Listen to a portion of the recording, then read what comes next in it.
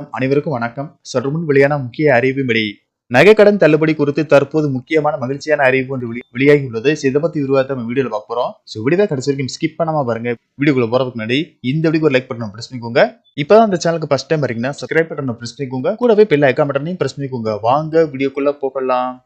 தேர்தல் விரைவில் வரப்போகிறது. நகைக்கடன் தள்ளுபடி ஆக போகிறது என்ற நம்பிக்கையில் வங்கியில் நகைக்கடன் பெறுவதில் மக்கள் ஆர்வம் காட்டி வருகின்றனர். இது சம்பந்தமாக மாநில அரசு மேற்கொள்ளும் நடவடிக்கை என்ன, இந்த கடனை பெறுவதற்கான செயல்முறைகள், நிபந்தனைகள் என்னென்ன, ஆவணங்கள் என்னென்ன என்பதை பற்றியும் விண்ணப்பதாரர்கள் அறிந்து கொள்வது பற்றி இங்கே பார்ப்போம். நமது நாட்டை பொறுத்தவரை வங்கியில் தனிநபர் கடன், தொழில் கடன், கல்வி கடன், சொத்து மீதான அடமான கடன், வாகன கடன், தங்க நகை கடன் மற்றும் பல்வேறு பெயர்களில் கடன் வழங்கப்பட்டு வருகின்றன. இதில் அவசர தேவைகளுக்கு மிகச் சிறந்தது தங்க நகை கடன் தான். காரணம், தனிநபர் கடன் மற்றும் வாகன கடன் போன்ற சில கடன்களை பெற வேண்டுமானால் அதற்கு சில ஆதாரங்களை சமர்ப்பிக்க வேண்டும். இதனால் கடன் கிடைக்க சற்று தாமதமாகும். ஆனால் தங்க நகை கடனை வழங்குவது மிக எளிது. ஒரு நாளிலேயே கடன் கிடைத்துவிடும். தேசிய அளவிலான வங்கிகள் மட்டுமல்லாது கூட்டுறவு வங்கிகள், கூட்டுறவு சொசைட்டிகளிலும் தங்க நகைக்கு வெகு விரைவாகவும் எளிதாகவும் கடன் வழங்கப்படுகிறது. மற்ற கடன்களை விடவும் தங்க நகை கடனுக்கான வட்டி விகிதம் மிகவும் குறைவாகும். மேலும் தேர்தல் நேரங்களில் நகைக்கடன் தள்ளுபடி செய்யப்படுவதும் முக்கிய காரணமாக பார்க்கப்படுகிறது.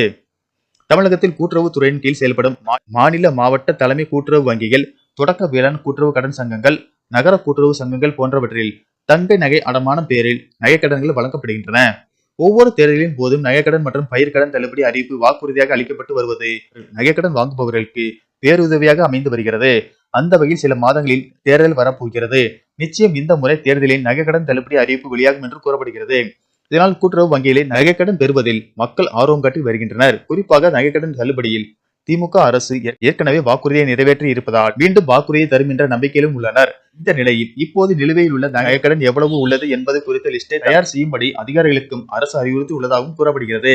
எனவே மாவட்ட, மத்திய கூட்டுறவு வங்கிகள் மற்றும் முதன்மை வேளாண் கூட்டுறவு கடன் சங்கங்கள் உள்ளிட்டவைகளில் வழங்கப்படும் கூட்டுறவு நகைக்கடனை பெறுவதற்கு தேவையான ஆவணங்கள், நிபந்தனைகள், நகையின் தரம் போன்றவற்றையும் மக்கள் தெரிந்து கொள்ள வேண்டும்.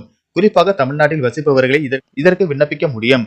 நகையின் தூய்மை முக்கியம். பொதுவாக 18 முதல் 22 கேரட் தங்க நகைகளை பெரும்பாலான வங்கிகள் ஏற்கின்றன. சில சமயம் நாணயங்கள் அல்லது தங்க பாட்டைகளை ஏற்காமல் இருக்கலாம். விண்ணப்பிக்க வேண்டுமானால் ஆதார், வாக்காளர் அட்டை, பேன், பாஸ்போர்ட் போன்ற அடையாள ஆவணம் ஒன்று கட்டாயம் தேவைப்படும். அத்துடன் ரேஷன் கார்டு, மின்சார ரசீது அல்லது வங்கி ஸ்டேட்மெண்ட் போன்ற முகவரி சான்றிதழ், 2 பாஸ்போர்ட் சைஸ் போட்டோக்கள் தேவைப்படும்.